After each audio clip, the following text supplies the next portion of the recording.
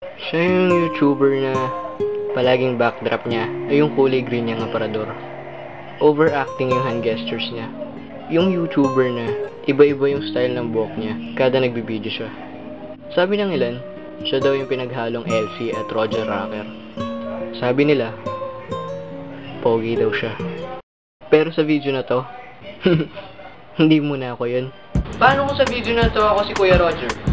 Paano kung sa video na to ako si Kuya Mikey? Paano kung sa video na to ako si Kuya Kimpoy? Paano kung sa video na to ako si Jam? Pati si Mitch, ako na din. Paano kung ako si Kuya Philip? Paano kung sa video na to Becky ako? Uy, mali yata yung picture. Sabi mo Becky ah. Becky nga. Ba't pag sinabi bang... Paano kung sa video na to ako si Elsie? Yun na yun! Hi, Miss. Taga-FEU ka ba? Sabi kasi ng puso ko, tama raw na ikaw ang mahalin ko. Miss, galing mo din, no? Hindi mo pa ako binabato, tinamaan na ako sa'yo. Miss, para kang utot. Nakatatakot kang pakawalan. Miss, hindi ka ba nasasaktan? Saksakan ka kasi ng ganda eh. Miss, para kang plema. Di ka maalis sa dibdib ko. Hey there, Spider! This is your boy Mikey Bustos. This video is an in-depth tutorial in the Filipino accent. The first thing to know is that there are no F sounds. Palo, flip, Filipino, Philippines, family, snowflake, no B sounds. Victory, van, bibo, golden retriever, blog and blog sounds the same. Hello there! Ako nga pala si Roger. Paano nga ba manligaw? Mag-dial ka muna ng random numbers, tsaka mo tawagan. Uy, may tumatawag. Hello? Uy. Pwede manligaw? Sige. Pwede tayo na. Tayo na? Okay. Support Filipino vloggers. At dahil malapit na ang pasukan, nandito ako ngayon para bigyan sa inyo ang 10 mga happenings kapag nasa loob ka ng jeep. Number 1, yung moment na ang sarap-sarap na upo mo sa jeep. Tapos si Manong bigla pumreno. Boom! Dati ako nasa likuran, nandun ako sa harapan. Literal na tayo, push mo ng bongga ko yan. Push mo ng bongga. Tiw, tiw, tiw, tiw, tiw. Tiw, tiw, tiw, tiw, tiw, tiw, tiw, tiw, tiw, tiw.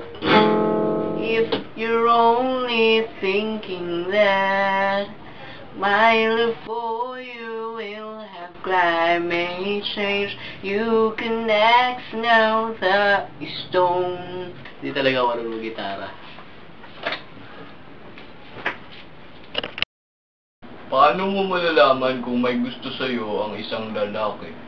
Sa diksyonaryo ng lalaki, ang gusto at ang mahal ay isa lang. Maraming babae ang nagrereklamo kung bakit di namin kayang diretsuhin ang aming nararamdaman sa kanila. Alam mo kung bakit? Kasi mahirap. Hi guys! And we are The Sixter! Ayoko na dito.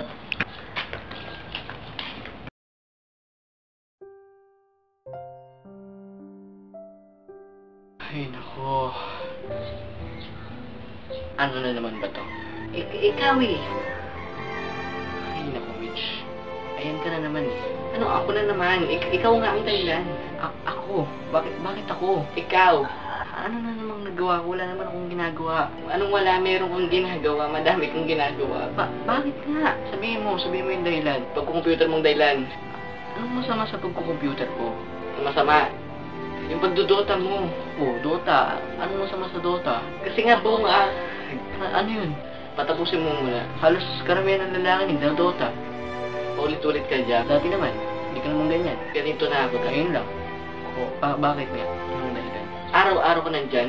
Buong araw dyan na nabubuo yung araw mo. Buong araw? Wala ka ng panahon para sa akin. Di ko ba sabat yung 5 oras ako sa computer shop? Tapos yung 6 na oras sa'yo ako. Lamang ka ng 1 oras, Mitch. Grabe naman yung 1 oras pag-ihim mo yun. Mali yung sinasabi mo. Hindi ako dyan, ikaw.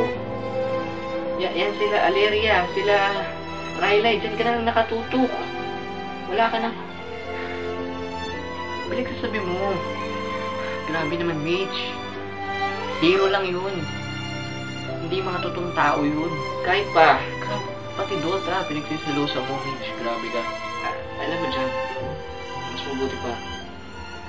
Tigilan natin ito. lumabas ka na. Bukas sa pinto. Oras na lumabas ka dyan. Kuya nang tayo dyan. Kalimutan mo na ako.